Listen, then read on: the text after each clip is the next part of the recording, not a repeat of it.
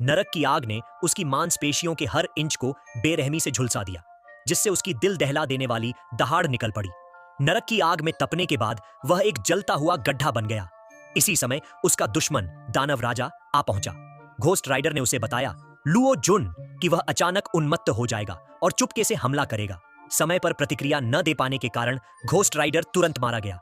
जंजीरों में जकड़ी नरक की आग बुझ गई। हालांकि जैसे ही हृदयहीन दानव पागलों की तरह हंसा, घोस्ट राइडर ने आग की लपटों को फिर से भड़का दिया, यहां तक कि जंजीरों को भी अपने हथियार के रूप में इस्तेमाल करने के लिए नीचे खींच लिया। लेकिन जैसे ही वह जवाबी कार्रवाई करने के लिए तैयार हुआ, उसका पैर गंदे पानी के एक कुंड में फंस गया। जल दानव मुसीबत खड़ी कर रहा था।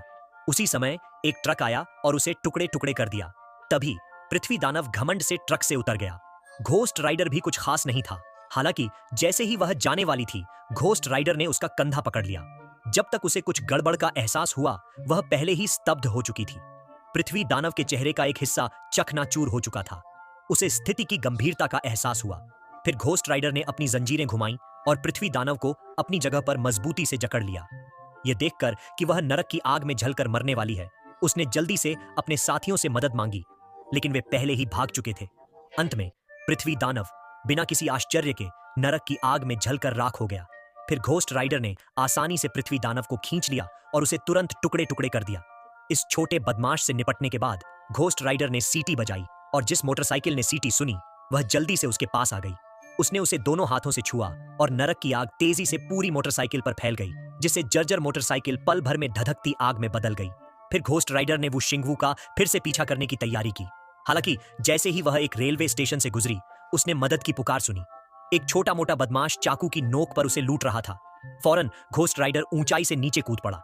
उसने लड़की को देखा और लड़की तुरंत समझ गई और जल्दी से भाग निकली। फिर उस छोटे मोटे डाकू ने उसे दीवार से सटा दिया, जिससे वह स्थिर हो गई। यह सोचकर कि वह कत्ल होने वाली है, डाकू ने उसे चाकू मार दिया, लेकिन चाकू तुरंत पिघलकर लोहे में बदल गया। डाकू को अभी भी उस पर घात लगाने की कोशिश करते देख घोस्ट राइडर ने अपना आखिरी वार जजमेंट आई किया। उसकी निगाहों के सामने डाकू के सारे अपराध फिर से दोहराए गए और नरक की आग ने उसका न्याय किया। अंततः डाकू की आत्मा जलकर राख हो गई। उसके अपराधों की भयावहता का अंदाजा लगाया जा सकता है। घोस्ट राइडर ने वुशिंगवू की तलाश जारी रखी, लेकिन कुछ ही देर बाद वह खोई हुई सी लग रही थी और अपने पिता की कब्र पर पहुंच गई। हालांकि इसी समय सूरज धीरे धीरे पूर्व दिशा में उग रहा था। धूप में उसने अपना भौतिक रूप पुनः प्राप्त कर लिया। घोस्ट राइडर का असली नाम जॉनी था। उसका जीवन किसी दुष्ट दानव द्वारा नियंत्रित था। अगर वह वुशिंगवू को हरा देती तो वह अपनी आजादी वापस पा सकती थी। फिर अपनी आखिरी ताकत के साथ वह रेंगते हुए अपने पिता की कब्र तक पहुंची।